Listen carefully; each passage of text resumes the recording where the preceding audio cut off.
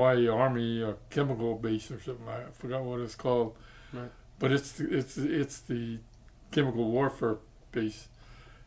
In Hawaii, it's located on Schofield Barracks. They're in about the middle of the island, Oahu, and so I spent uh, about a year and a half of my Army life there, And not doing much. and circling back to when you came home at 14, what did your parents do for a living before or after? Or Well, before they were gardeners, cutting people's lawns and keeping care of the garden. And he did that after the war too. But he also started up a nursery business, selling wholesale bedding plants and stuff. Oh. And because and he had a lot large enough to let him do them part time. In fact, that was a lot of to dos for us kids. There, we had to work planting and digging up stuff and so that's how you really learned gardening. When you told me earlier that you garden. So, yeah, and he I don't know. It was really hard work for him, I guess, but that's the life he chose. So. Right. I guess and also in those years when you were at camp, maybe asking what was. I guess you said some stuff about the school and the community kind of came together and built this school, and there was some mural activities like normal sports teams. But what was maybe like the hardest part for you, I guess, or maybe, and then also maybe one of the relatively better parts? I think about that. I don't see anything particularly that impressed me as something that was really laid on me hard. But of course, I wasn't old enough to really care for what was going on in the world. So, but there was an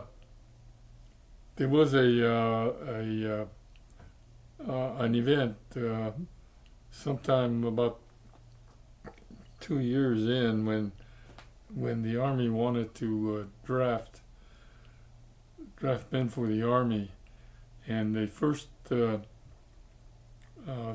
put out a questionnaire to everybody, or all the parents, and asking the question, do you or are you loyal to the United States of America or to the Emperor of Japan? And the second question was, do you object to or refuse to have your draft age eligible men to be drafted into the Army? And if your answer was yes, it means you wanted to be loyal to the U.S. and you were willing to send your sons into combat or into the Army. And the no meant no. I'm not loyal to the U.S. and I won't serve in the Army. And anyway, there were some. My father, I think, put yes, no, which meant that he's loyal, but he didn't want his sons to serve. I think my parents would say the same thing, to be honest. So it's anyway, he was. I guess that didn't amount to anything, but the no-nos were actually segregated and sent to one camp, which was Tule Lake up in Northern California. Anyway, they were no-nos because they were belligerent people. They said, you can't treat us like this. Well, right, yeah. Then ask us the stupid questions. So, yeah. That's so it. they said no, but there was a consequence to that, and so the government segregated them and shipped them to Tule Lake with all intentions of shipping them back to Japan, whether they were citizens or not. And anyway, that was one incident. I don't know of any other that strikes me. That we're sort of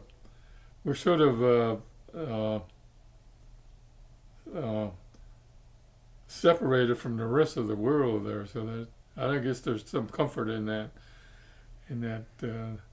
Safety. Or Yeah, there's a safety in being segregated like that. A lot of times I heard that when people discussing the internment of Japanese, they said, "Well, we sent them to camp for their own safety," or something like that. yeah, but that's not. Anyway, that was. was. Anyway, yeah, I heard that, and I don't believe that. But Yeah. all in all, the treatment that we got was I guess for some was hard to take. But I don't know, the way I see it. In World War II. Just readjusting. Yeah. World War II cost the lives of some 60 million people and everything, and our treatment was nowhere near like the extermination camps in Germany and stuff. And do you think though the United States, I guess looking forward, maybe as a whole, has the potential to? Yes, let's